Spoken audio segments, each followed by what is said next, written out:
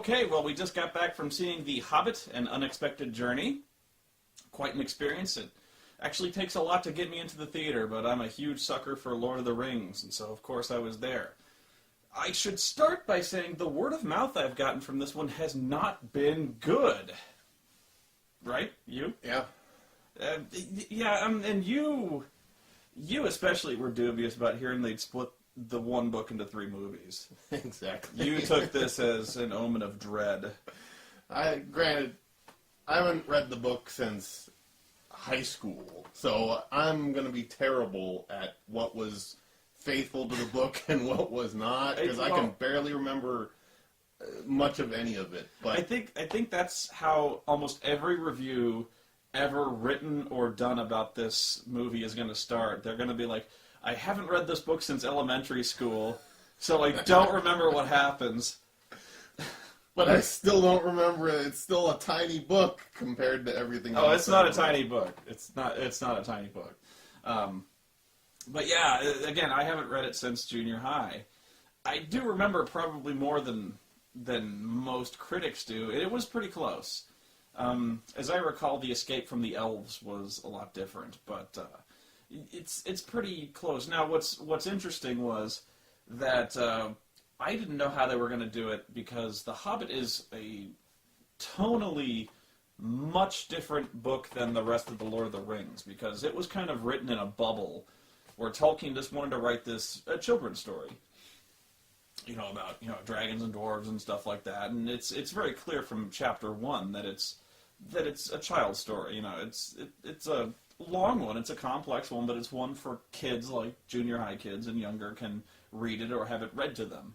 And so that's what the book feels like, and so it's not jumping ahead, but it's kind of confronting an issue I didn't really want to get to, but the tone is a very interesting part of this movie, because it has those elements. It starts right off with them, because the first act is essentially a comedy, where Gandalf brings over all these dwarves, and they essentially just throw this impromptu party, and they trash his house, and they eat all his food and stuff like that. And so there's 2 issues. One, is it funny? And 2, how do they resolve the fact that there's kind of a tonal clash with the lighthearted comedy up front, and then it gets dark. It gets to a lot of battles and a lot of fighting and stuff like that, which I thought was done well. Again, most of the criticisms I've said is tonally it's all over the place. It's confusing, and I didn't find that. I found that it starts off very light and it becomes adventurous. I wouldn't say dark, but it definitely becomes an adventure. Which there's more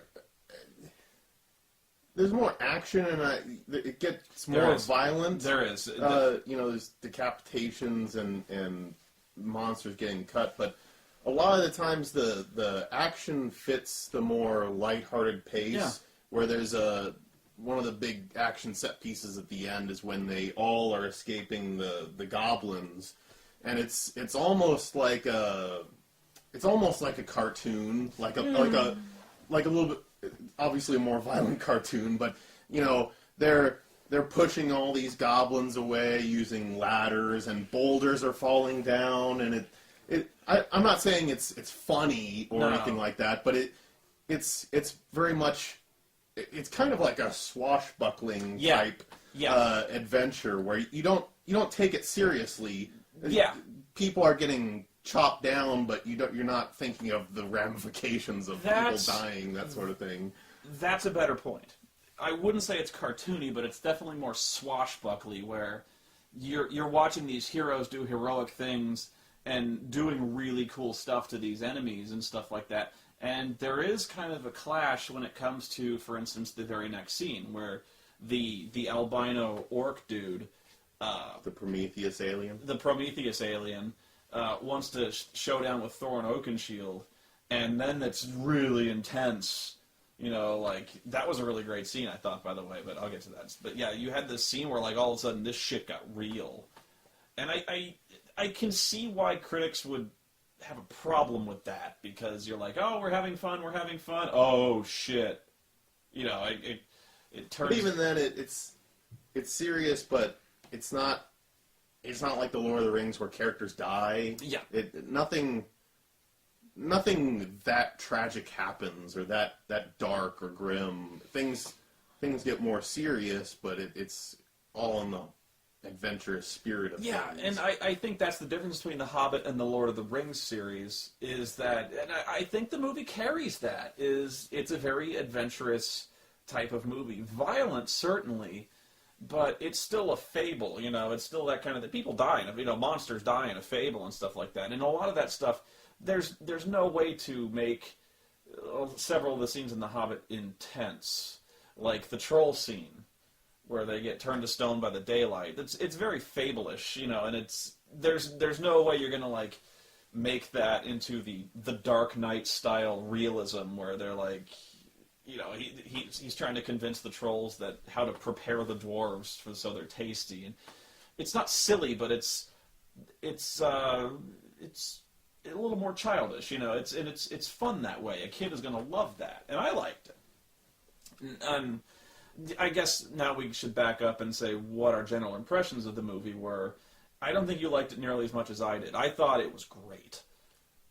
I said, my line was, it's too long. And that's the crux of it, is that the negative word of mouth has been consistent, and it's for one main reason. It's too goddamn long. Pretty much on those words, it's too goddamn long. You were watching the extended editions earlier in the week of Lord of the Rings, and we had a discussion about which we preferred, and I said the theatrical because, and I appreciate the extended editions. I love the deleted scenes, and I love seeing them every once in a while to get this extra goodies, extra perspective on different things. But in terms of a movie-going experience and getting all the highs and lows and being drawn into an experience, I felt the theatrical moved along at a lot quicker pace, and when it came to The Hobbit, it felt like I was watching the extended editions, where there were several scenes in which I'm going, yeah, this is nice, it's pleasant to watch, but is this scene necessary? Yeah, if you were directing this or editing this, you're like, could I cut this? Right? Yeah. Yeah, and I can see that. I really can. Here's the difference, though. I'm willing to I am not the guy to review this movie. I'm not. Because I love this shit. I love all of this shit.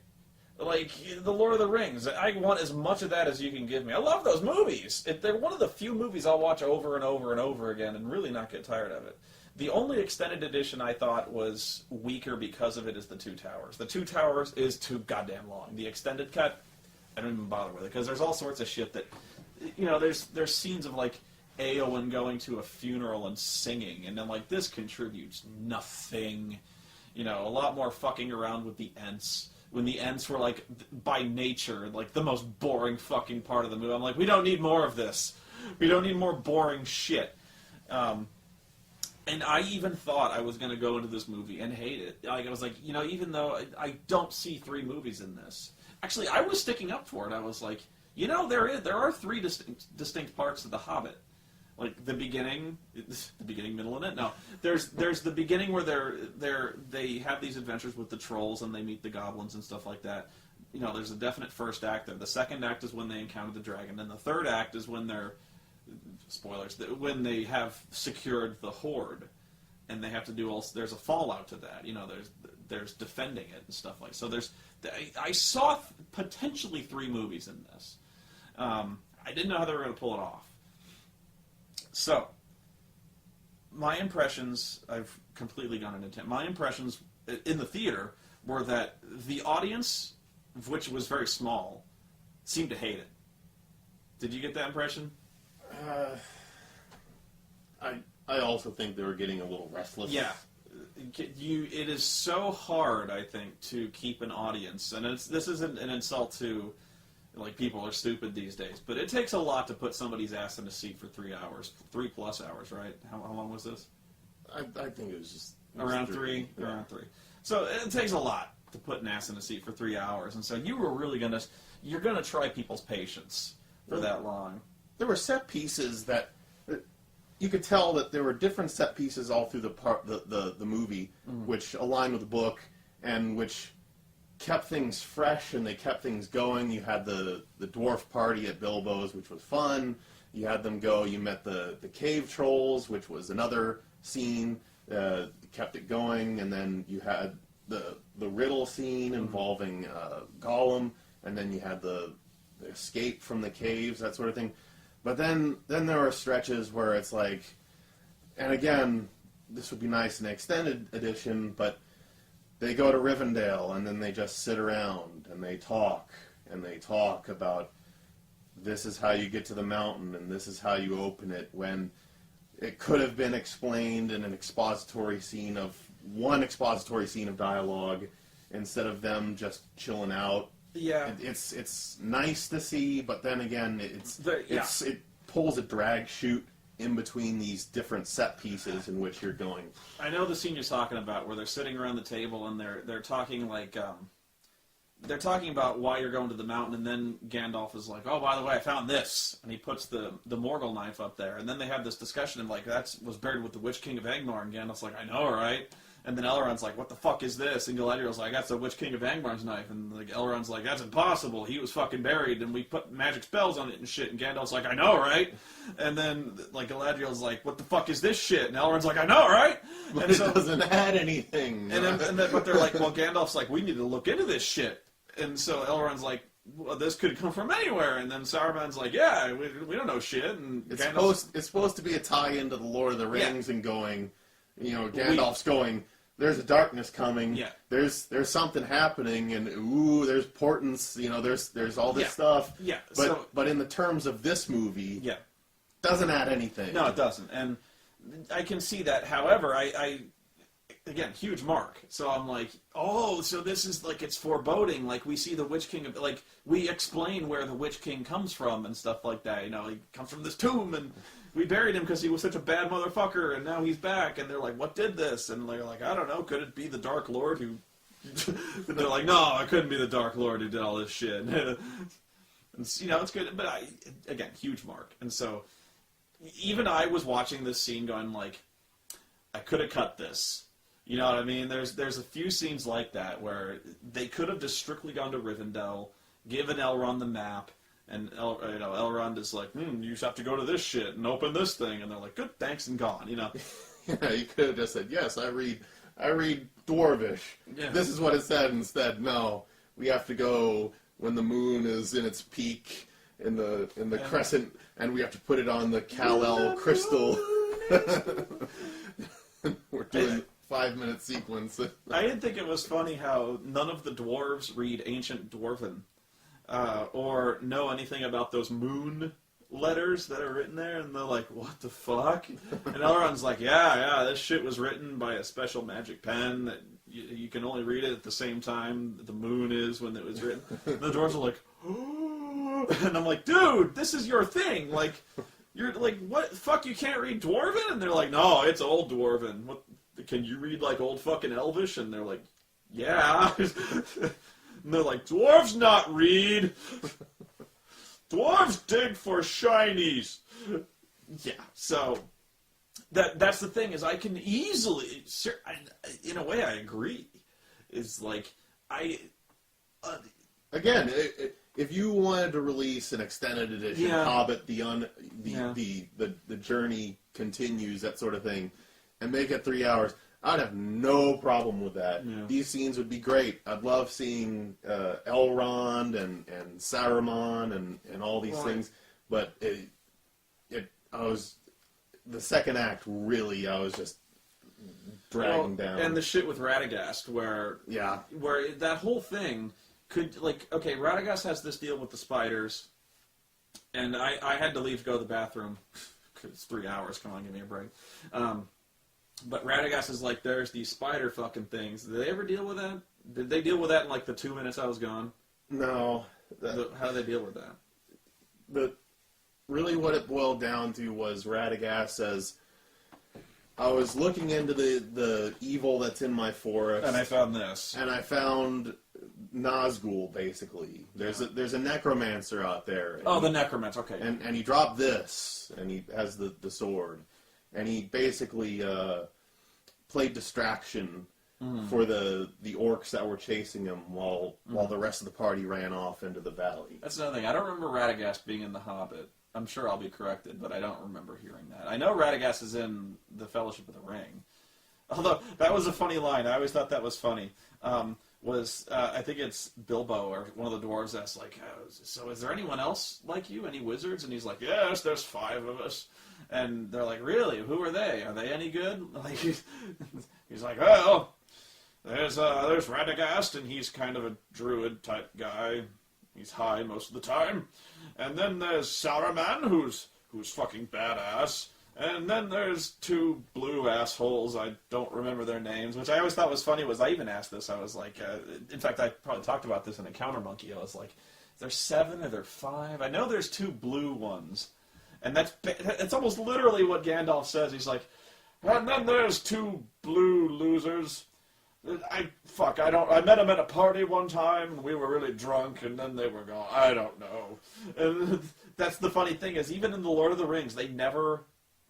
there's 2 blue guys, and they live like way the fuck. They're not in this story. In the Silmarillion, but I didn't even read that. Yeah, they're like, it was boring even for me, and I'm like 1,000 years old, and yeah, but they don't even have their names. Like Tolkien never included their names. They're just 2 blue assholes. They're just blue, and so I thought that was really funny because like even Gandalf's like, the fuck I know. Yeah, so even I will admit, for somebody who is not a complete and total mark for these movies, I was actually I was mentally ticking off scenes like when Gandalf goes like, yes, and then there's Radagast the Brown, and they start to pan away, and I'm like, you're not. Oh my God, they are! And then we like pan down to Radagast, who's like, we have a 5-minute scene of Radagast just wandering around the woods, like petting a porcupine, and then it ends. Or a hedgehog. I'm sorry. You just imagine Gandalf token up, going, "I'm sorry, what was I talking about?" And then he shoved a jewel down a hedgehog's throat, and I'm like, but I'm sitting there going like, wow, we're actually going to spend 5 minutes with Radagast, who's like got like half his head coated in bird shit, really? Yeah, and he's like, this speed is good. He's got like birds and shit in his hair. He's so fucked up. And even Saruman, I love how Saruman is like, oh my, Radagast, he's not here, is he? Is it like, what's wrong with Radagast? The dude eats shrooms, like, all the fucking time. And Gandalf's like, oh, he's a fun guy. There's severe drug problems in this wizard school. Where do you think I get my pipe weed, Saruman? Those blue wizards are train spotting big time. Yeah. Hey, look, he'll hook a brother up. He sells cheap. You want a dime bag, Saruman? And he's like, yes, I would. No, I would not. So, yeah, even that was funny, where it's like, I'm loving this movie, but even I am going like, if I wasn't a huge fan, this would suck. But I'm sitting there going like, yeah, Radagast, I remember that motherfucker. They cut him out of Lord of the Rings entirely. Yeah! And I'm like, but Miles is like, what the fuck is with this guy? And you're like, are we ever going to see this guy again? And I'm like, no. Well, the thing is, like I said, we have that scene where Radagast, he's wandering around the forest, and there's these sick animals that he's tending to. He's like doing CPR to a hedgehog. He's doing CPR to a hedgehog. And then it cuts away, and it cuts back to the party, and I turn to you, and I go like, what the fuck was that? What? What, did Gandalf have fucking Alzheimer's? No, Gandalf was like, and then he went to the castle and died at the end. Like, what the fuck was that? Is he coming back? I can't even remember the ending. You fools. Yeah, Gandalf is, you kind of like, does he just trail off? And I'm like, yeah, kind of. He's got the Abraham Simpson problem of story. Which was the style at the time. Don't you puke in my lap. You better not. I will say, another, I won't say a problem, but I'll say something that was weaker in this movie than one that Lord of the Rings was. I feel that the Lord of the Rings had a much stronger cast of characters.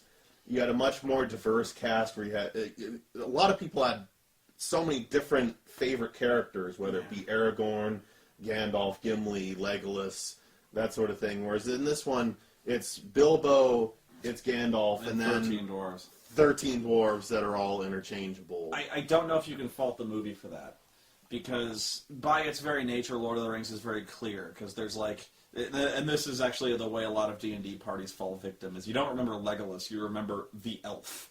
You don't remember Gimli, you remember the dwarf. You know, you remember greasy-haired long, you don't remember Aragorn, you remember greasy long-haired fucker with the sword, and so... I have more distinctive personalities. They were more distinctive, yes, but... Movies. That's even the case in the book, where there's Thor and Oakenshield, and then there's a shitload of other dwarves. That's pretty much it. And in this movie, actually, I think the movie probably does more to establish the dwarves than the book does. Where there's Oh, and I think it will over the course of 9 hours of movie. there's like 3 main dwarves I think we follow. Like there's Thor and Oakenshield, who by nature is the leader. He's that guy. There's the guy with I don't even remember his name. Doran. I don't know. The guy with the white beard, who's like the guy who talks to Thorin all the time, and he's kind of the guy who knows things. And then there's the guy who talks to Bilbo with the stupid hat, the deerstalker hat type thing. So there's like 3 or 4, and their names are almost insignificant. They all have a unique look. Like, you remember the way they look. There's the big fat fucker. There's the guy with, the bald guy with the tattoos on his head. The guy with the slingshot, that dumbass. But Gandalf tried naming him 3 times, and all those times Owen he's and like... Glowing and Durin and Sleepy He's and like Wacky. Sleepy and Dopey and Donner and Blitzen. And Wacky and Doc. He could have called him anything, and I would have been like, alright. Sneezy. Be like, Sneezy, go stoke the fire. Okay. I'm Balin. Oh, fuck, I don't care. What the fuck ever. Weird tattoo head guy, go ahead. Bob. That is an issue with the story, but that's not an issue with the movie, that's an issue with the story. A valid one, nonetheless. But I think that's really just the way it goes in the book, is this is like, it's really just Bilbo's story. It's Bilbo and Gandalf and pretty much Thorin, and that's about it. I'm sure I'm going to get corrected on that, too. They're like, no, dude, Owen is one of the Owen and Glowin are like the linchpins of the movie. Yeah. But, yeah, I actually think those guys have more of a personality in the movie than anything. Like, the dumbass with the slingshot, he's kind of the immature one who's an idiot, and the fat fucker is the guy who eats a lot. He's fat. Yeah, and he likes food. That's about it. No, but there's the guy. Fuck it, I don't know. There's a guy with like 2 axes and shit like that. Although I always found it. That dumbass with the slingshot. I always saw that guy go like, dude, it's like a slingshot. Somebody hand this fucker an axe. Like, even the Hobbit has better hardware than you. I'm like, dude, the one guy, the 2 guys who follow Bilbo to the trolls and stuff like that. I remember them. I know what they're these kind of buddies. Actually, it might have been Owen and Glowin. Keely and Feely. Those guys I remember because like that one guy has a bow and he's kind of a cynical kind of funny guy. Those 2 are they hang out together. They're the bros. So I probably paid a little more attention to that, and even I don't know that. Fuck it, I don't know. But you can recognize them on sight, and so some of them have very distinct personalities. So there's like 3, which is fair enough. You're really just meant to pay attention to fucking Thor and Bilbo, though. So that's about it. But I think that's what it comes down to, is how much of a mark you are for Lord of the Rings. If you're a big fan, you will love this movie. If not, if like you've never seen Lord of the Rings in your fucking life, you don't know anything about the story, this is gonna bore the shit out of you. You're not gonna know why they're including shit like the Morgul knife. You're never gonna see that fucking thing again in any of the movies. I think it'd still be good. I mean, it's still a decent adventure but it's movie, gonna lose. But it's too long for the general audience. I can actually see they try to pad it out a little bit with action beats to get you interested because, and I don't know if it works that way because let's say you're coming into this blind, you didn't know shit. The first hour of this will lose you. I guarantee you, if you don't know shit and you're not a fan and you're just walking into this movie blind, the first hour you're going to be lost. You're going to be done. You're going to be like, can we just please fucking leave the Shire and find a dragon and shit like that. And by the end of the movie, you're like, they don't find the fucking dragon. And look like, at how far that mountain is. Yeah, like, we gotta walk all the way to that fucking mountain. And they're like, that's 300 miles. And like, I know, right? It's gonna be like a whole nother movie. It's gonna take us like 2 movies to get there. Third movie, we'll get to the fucking mountain. We got a shitload of more walking to do. God damn it. There's giant fucking eagles, man. Can't the fucking eagles drop us off a little closer? No. We are walking this bitch. The eagles are fucking busy, okay?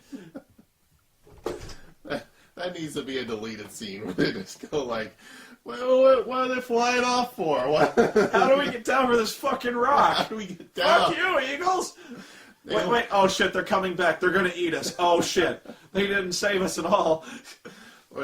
Or a little stinger after the credits. Hello? The eagles land them on top of this rock, and it's very picturesque, and they're going like, well, it looks like the worst of this journey is behind us, and it goes do-do-do-do-do-do-do. And you just want the stinger at the end going like, actually, how the fuck do we get down? You mentioned that, you whispered to me in the theater, and I looked, there actually are, like, stairs. There are. There's, or if not stairs, there's a way to climb down, but I saw them. I'm like, okay, there is a way down, but that would have been funny. We're like, do you have a rope? No, do you have a rope? Shit. Damn it. Hello, I gotta call the eagles back. I honestly thought we were gonna see Radagast up on a hill being like, Assalamu alaikum. Us wizards gotta stick together. Yeah. Except for Saruman. Fuck that guy. But yeah, the scene with that's where it's gonna lose you is Rivendell. Yeah, I mean, you picked it out, and that's what stuck in your mind. You're sitting there going like, can we just please fight some fucking goblins now? And I'm like, no, we gotta talk about the Witch King. We like, gotta talk more.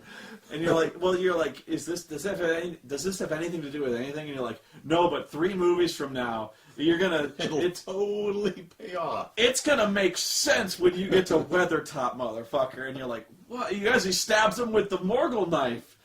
4th movie, and you're like, I guarantee you're never gonna see that fucking knife again. But I'm sitting there marking out. I'm like, the Morgul knife. It's shit. Like I was even disappointed in the extended editions. We don't deal with the Barrow Wights. Because I've had this argument. You're like, when they actually battle the Witch King in Return of the King, we're like, I think, Merry stabs the Witch King, and the reason his blade harms the Witch King is because it comes from the barrows. It's a barrow knife. And so it's magic, and so it hurts him. And you're sitting there going like, that has nothing to do with anything. And I'm like, no! But I was like, I really would have liked to have seen it. You know, this is the kind of movie that would have included Tom Bombadil. And it wouldn't have been out of place. Yeah, that actually, yeah. That's the thing is, Tom Bombadil would, even in Lord of the context of the War of the Ring, is ridiculous. Because even when you're reading this book going, hi ho the Dario, Tom Bombadillo, and you're like, the fuck is this guy? Because you're dealing with like these omens and portents, and Sauron has the ring, and he will conquer the world. And by the way, there's this dancing fruit fucker in the woods, and it comes and goes just as easily with them. Because I remember they're sitting around going like, well, wait, Tom's not affected by this ring. No, and they're like, why don't you just give it to Tom? And he's just like, oh, I wish I could help you, but oh, look over there. Yeah. That's actually a flaw I found in a lot of Tolkien's writing, is he sabotages himself at several turns. Like, Gandalf goes on at great length about how this ring is bad news. Nobody can touch this ring without being corrupted by it. If it falls into the hands of the enemy, anyone who gets corrupted by this, we're going to live under the reign of a new Lord of Darkness. And then immediately We don't even leave the fucking Shire, and immediately we run into this motherfucker who's like, Frodo's like, yeah, I got this magic ring, and Tom's like, yeah, let me see that. Yeah, this is really cool, and Frodo's like, don't put it on, it's evil! He's like, don't put it on, it's evil. It's like, whatever, and he hands it back, and I'm like, ah! He's like, that sort of magic doesn't affect me. Yeah, he's like, I'm a nature god, basically. He's like, I don't give a shit, I'm a god, or so, he's like some kind of sprite, or I don't remember. Well, why do we need Frodo to take it to the mountain? Why don't you take it, Tom? Yeah, Frodo's like, I'm just a hobbit, I don't know shit, I can't do this. Maybe you could do it, you chased off those barrow wights, man. And he's like, yeah, I could, but, I'm really busy, I gotta go. And he just goes, and you're like, And then later on, when Faramir, in the movies, Faramir captures them and is headed to Gondor to turn the ring over. In the books, that doesn't happen, and it's ridiculous the way it doesn't happen. Where like Frodo, he's like, yeah, I've got this ring of power, and he's like, your brother tried to take it from me, and this is almost exactly what happens with Faramir. Is he's like, yeah, but I'm not my brother. I don't want this thing. If it were lying on the side of the road and Minas Tirith were in flames, I would not take it. He doesn't. There's not even like a moment of temptation with this guy. He's just like, I don't want it. I would never want it. If I could save all of humanity, I would not take it. And I'm like, wow, thanks. Tolkien. Like, I'm like, why the fuck would you do that? Like, you've hammered on this point. Boromir was corrupted. The entire Fellowship is subtly being corrupted. Gandalf wouldn't fucking touch this thing, and Faramir's like, fuck that, get that fucking thing away from me. Like, why so many people bring up the Gandalf escaping by a giant falcon or whatever. Why doesn't he take him to Mordor? And it's just like, it's kind of... I'm so tired of people bringing that up as a plot hole. Why don't they take the eagles to Mordor? I am so tired of that. Like, you can't just fly over the walls to Mordor. The walls are fucking watched. The Eye of Sauron would see them. And by the way, the Nazgul ride fucking fell beasts.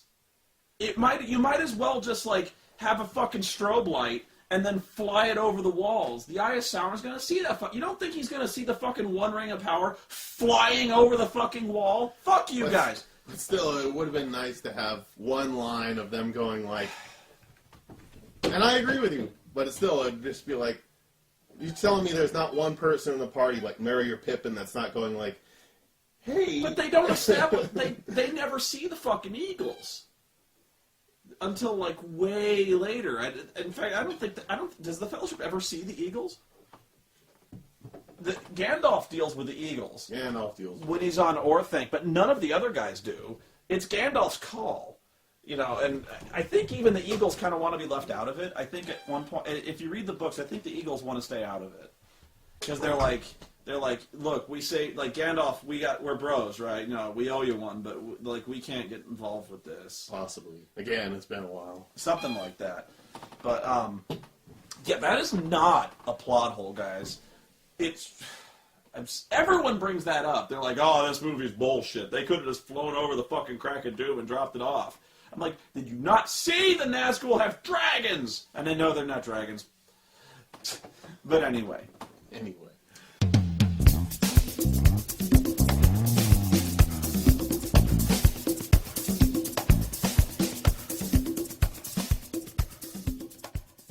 But yeah, The Hobbit is the kind of movie that would throw Tom Bombadil in, and he wouldn't be out of place. No. You'd have this fruity fucker running around, singing songs and rhyming, and the doors would be like, right on, man. And like, what song are you singing? And he's like, oh, we're doing a thing with the dairy. And they're like, oh yeah, the song with the dairy and the thing. And they're like, yeah, because there's dance numbers in this movie. There's song and dance routines. Musical numbers. There's musical numbers, and it's fun. If you let it go and you're a fan and you like, because that's such a huge part. In fact, I kind of missed that from the movies, and I just got through bitching about it in Two Towers. But like, music and song is a huge part of the Lord of the Rings series, and especially so in The Hobbit. So I was really glad to see that they didn't cut that. because there's a lot of songs written in The Hobbit. Song and music are a huge part of it. And if you were writing the if you were adapting the screenplay, you'd see these songs are like, no fucking way, and you'd X those out. So I appreciated that. It's that kind of attention to detail and faithfulness to the source material that I liked. But it's gonna bore the shit out of anyone else. I did like the more lighthearted. Yeah. It didn't get too goofy. And really, if you're sticking with the source material, it's not going to be too goofy. I mean, there's all the scenes that are memorable. The riddle scene being the most memorable of them, which are just fun, and that carries through the movie. It's just I wish it were shorter. Yeah. And what I thought it really well set up a lot of the rivalries which are going to come to a head. Like that, the Prometheus albino orc dude. I thought they built that up astonishingly well. You know, I thought when Thorin Oakenshield climbs down from that fucking tree and he shows down with this guy, it's all very intense and slow-mo and dramatic. You're like, shit is real now. Like, the orc is like all limbering up, and he's like, and Thorin is like, I'm gonna fuck you up. And I'm like, he's gonna fuck him up. And I'm sitting there going like, he's gonna fuck each other up. We're gonna be awesome. And it was awesome, you know. That scene where they're running through the goblin caves is awesome. Yes. I thought it was really good. It's a little cartoony, yeah, but the book is a little cartoony. You know, swashbuckling, I think, is a much better term. And I'm glad you came up with it, because I wouldn't have. But it's fun. It's a fun movie with a slow first act. Once it gets rolling, once you get to the trolls, once you get to like the orc attack and stuff like that, as soon as you get to the mountain, then you're having some fun. That's why I needed to keep moving. Is it's an adventure. You want to go from the next set piece to the other because it's fun. It's fun. You're going, and that's why you wanted it to be more brisk. You wanted to go from cave troll to meeting the orcs, But I appreciated the world building aspect of it. I liked the tales of Erebor. I liked the story of the Heartstone. I liked hearing about Thorin's dad. I even liked hearing about Radagast, and I even loved in Rivendell that scene where they're eating dinner and they're showing all the magic swag. Basically, it's like a D&D game where they're like, yes, we found this magic shit. Yes, and he's like, we need it identified, Lord Elrond. And Elrond is like, identify. And he's like, oh, this is Glamdring, the foe hammer. And he's like, yes, this is a magic +2 sword of greatness. This is Goblin Slayer. It's +5 against goblins. Yeah, there's +5. What is it? It's I forget what it is. It's like Thorin's sword. It's like Goblin Cleaver or something like that. And then Frodo's like, I wish I could get my sword identified. And then Elrond grabs it and he's like, oh, this is kick-ass touchdown fuck-up. And they're like, it's a +2 short sword of swiftness. And Frodo's like, yes! And then all the other dwarves are like, hey, why do you get the fucking two-handed sword? Gandalf, you're a fucking wizard. He's like, I specialized. I spent a fucking lot of proficiency slots in this sumbitch. And I'm the wizard, it's mine. You know? So I dug the shit out of it. And what was a really funny scene was I had issues with elves. And so I loved when they're like, Elrond is like, would you please come have dinner with us? And so they're like, yeah, all right. And of course they're all these salad-eating motherfuckers who've got like this huge salad bar. And of course there's like 5 elvish bitches playing harps and really annoying flute music. And the dwarves are like, are you fucking serious with this shit? And the other elves are like, you know, they're like, oh, bitter dregs, and they're playing their harps, and Elrond is like, yeah, he's rocking out, and I'm sitting there going like, I wish they would just fucking flip this table and go, and so like the John Belushi guitars. Yeah, just bong, bong, bong. Sorry. So yeah, I loved how they kind of, you know, they made the elves look completely just assholes and useless and stuff like that, because I have issues with elves myself, in that they're these fucking stupid salad-eating bastards who are always like, let's play some harps and write poetry. But that's kind of Tolkien elves, right?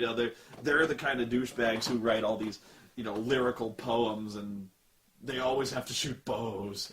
Because that was this huge thing where, like, I took heat for making a half hobgoblin ranger. They're like, why didn't you do an elf? And I'm like, oh, because all elves are rangers, right?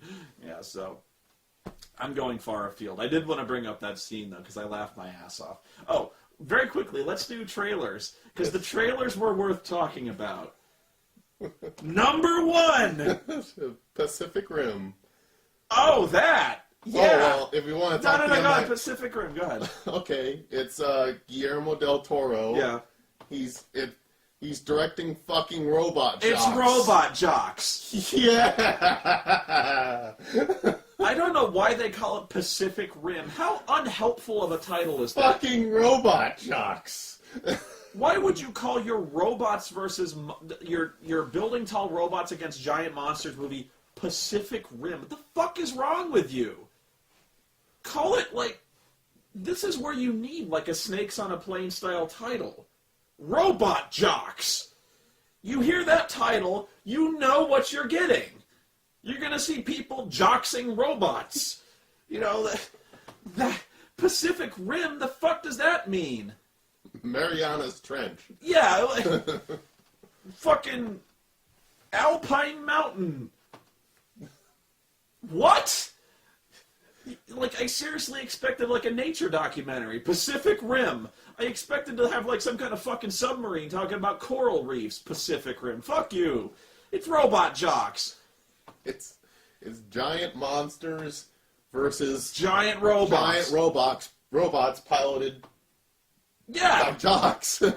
There's these dudes in suits, like, pilot. That's it. And I'm like, have that be the title. This isn't hard. Pacific Rim, fuck you. I got pissed off. I was like, you're like, this movie looks awesome. I'm like, what? Yellowstone Forest. Yeah, fucking Central Park. Cloverfield.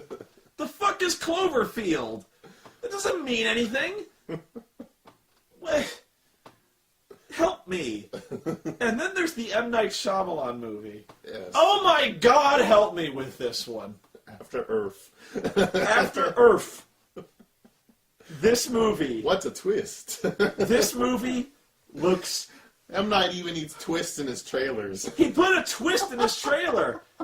I didn't know it was supposed to... That's sad when he uncorks this big reveal. And I'm like...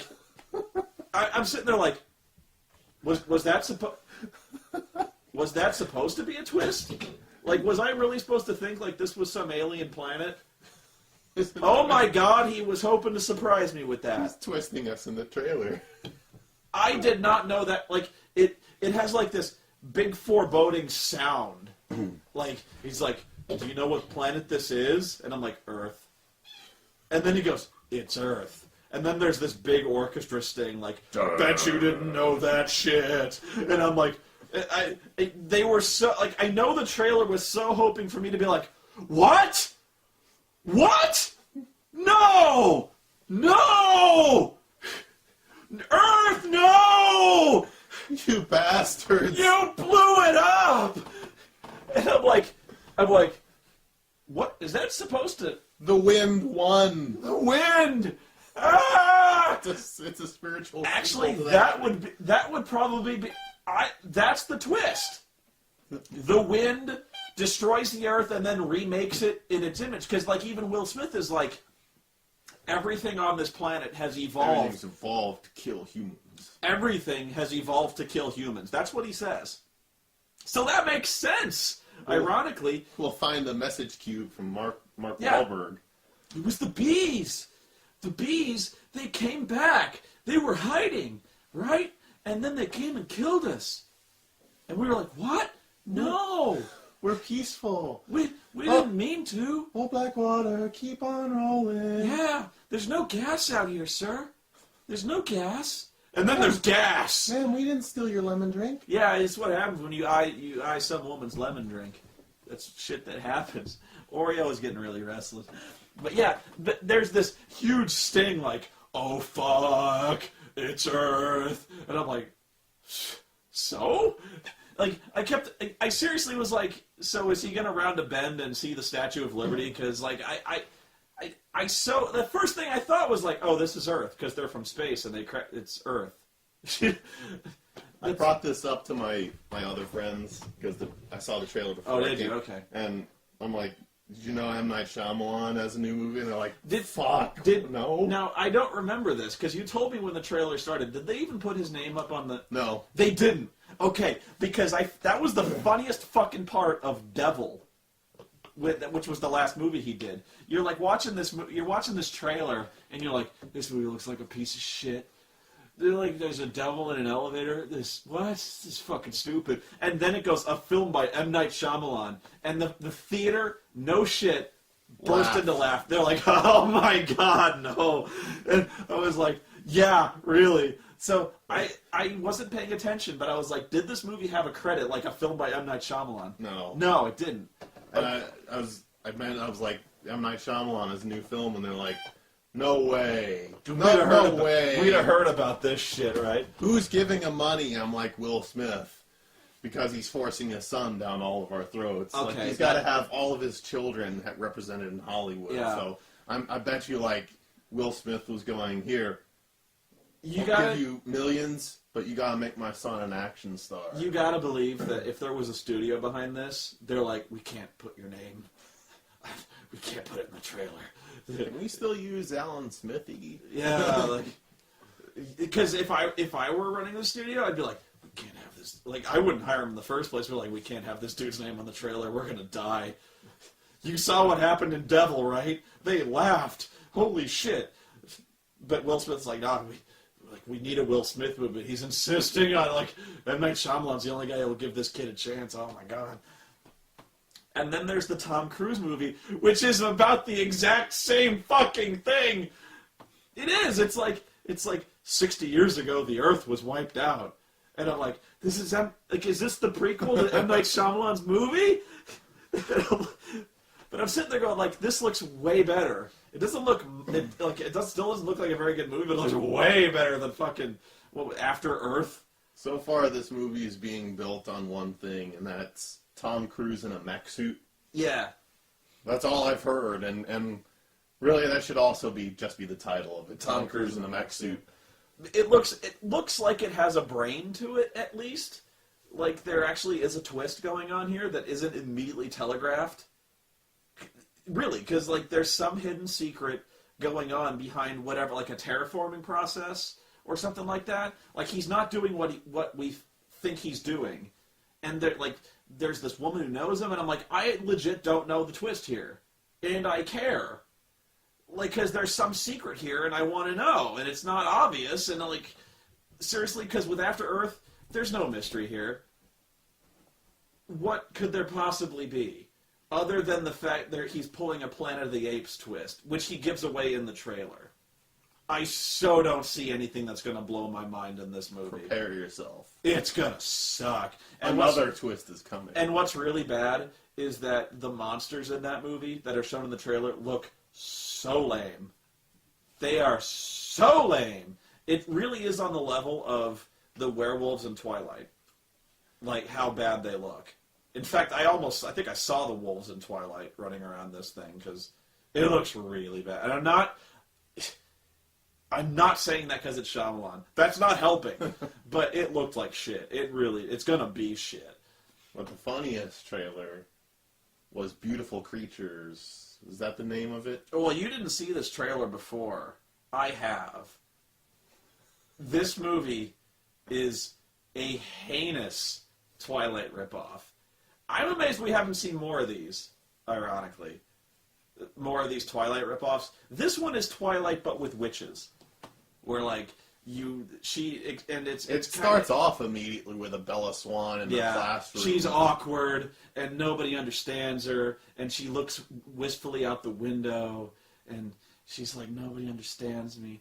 I have these powers, and it alienates me from people.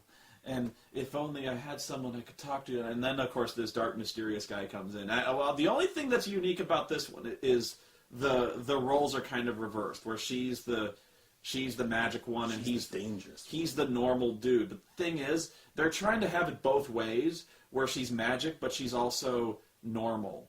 Where, like, she's all awkward, and she's got these powers, but she doesn't know how to cope. So, like, like, you really want to, where, like, she needs this dude to help her understand humanity, and because that's her only hope, is this dude. But what's odd is it's got, blanking on the name, the guy. Yeah, the guy. Oh, Jeremy Irons? Yes, Jeremy Irons. And he's the most subdued actor in this film. Everyone else. That's a good point. When Jeremy Irons is the most subdued actor in the film. Jeremy Irons, if you don't remember now, he is Profion, the evil wizard in Dungeons and Dragons the movie. And if you've seen the movie, you know what the fuck I'm talking about. We also need Bruce Payne. Like really, we need a reunion. Yeah, have Bruce Payne be the bad guy in this movie. Yeah. But we've got everyone doing these terrible Southern accents. Yeah. I recognize Emmy Rossum is back, the girl from Phantom of the Opera. She's now back, but now she's this Southern witch who's got all the evil power. You wonder if that's also trying to kind of cash in on the True Blood crowd, because that's really, really deep South supernatural shit. Well, you think so? I've only seen like 2 episodes of True Blood, so that's really more adult than oh yeah. But seriously though, if you're into vampires, you've seen True Blood. You know, like but this was punctuated by scenes of them just having goofy shit faces when they... Oh, that scene! I laughed my ass off at that one scene where they're sitting around a table, and then, like, they're doing witch shit, and, like, the room starts spinning, or they're spinning around the room, and they're like, one of them's like, what the fuck is going on? And Jeremy Irons is like, ah! And then there's that evil witch going, like, ah! And I'm like, ah! It was so fucking hilarious. It was really fucking funny. And it is such a blatant Twilight ripoff. It's ridiculous. Like, they might have just, Twilight ripoff the movie, you know. The one good thing I liked about it was the evil bitch who's the evil bitch witch. They have this effect when she's kind of uncoiling her evil powers, like when she's kind of going dark side on people and becoming like this evil witch. They have a really cool effect that I liked, where she kind of is surrounded by like these black veins and spidery webs, and her eyes glow red. I'm trying to think of where I've seen that kind of thing before. It's almost like if you've seen The Witcher, where not The Witcher, the game The Witcher, where his eyes kind of glow when he does the cat potion when you can see in the dark. It's that kind of really, it's this eye glow effect combined with this really interesting effect on her body that is black and shadowy. I dug that. An effect. a visual effect. I was like, that's pretty cool. But then they're like, I'm like, wow. Now, the last thing I want to say before we go is that every single trailer did this. Boom! Boom! Going deeper. Every goddamn one. Pacific Rim. Monsters are erupting from the water. Boom! And then a robot emerges from the waves. Boom! Idris Elba saying badass shit. Yeah, Idris Elba's like, there's only one thing that can stop these monsters. Cut to black. Giant fucking robots. Then you see a robot. And then, like, you see a robot swinging a punch, and just before it hits, cut to black. You think I'm joking. Am I lying? No. Then you see... After Earth, the Shyamalan movie, where the spaceship they're in crashes, so like the back half of the spaceship gets ripped off. Will Smith gets sucked out the back. Then they cut to black. Well, then he gives his monologue about this planet is out to kill you. Yeah, this planet's out to kill you. And then there's everything's evolved to kill humans. And then there's like a giant piranha plant it opens up and it's like, "Grrr." And then there's a stampede of like T-Rexes, "Grrr." And then there's Tom Cruise. And Tom Cruise, like, he's hanging from a rope, and all of a sudden the rope snaps, and he disappears in the darkness. Brrr. Right? And so, like, even the fucking Twilight thing, I can't remember. I was laughing my ass off too much earlier, but I'm almost certain, like, the witch is like, she will be one of us. Brrr. She's like, your time is counting down, my sweet, and the number, brrr. Right? It's like, you need to look deeper into your soul. Embrace the deeper darkness. Brrr. Now, I remember there was a shitty, pop song or something on there. On the Beautiful Creatures. Yeah. It was just like, embrace the light. You're gonna get that. Seriously, this would be beige.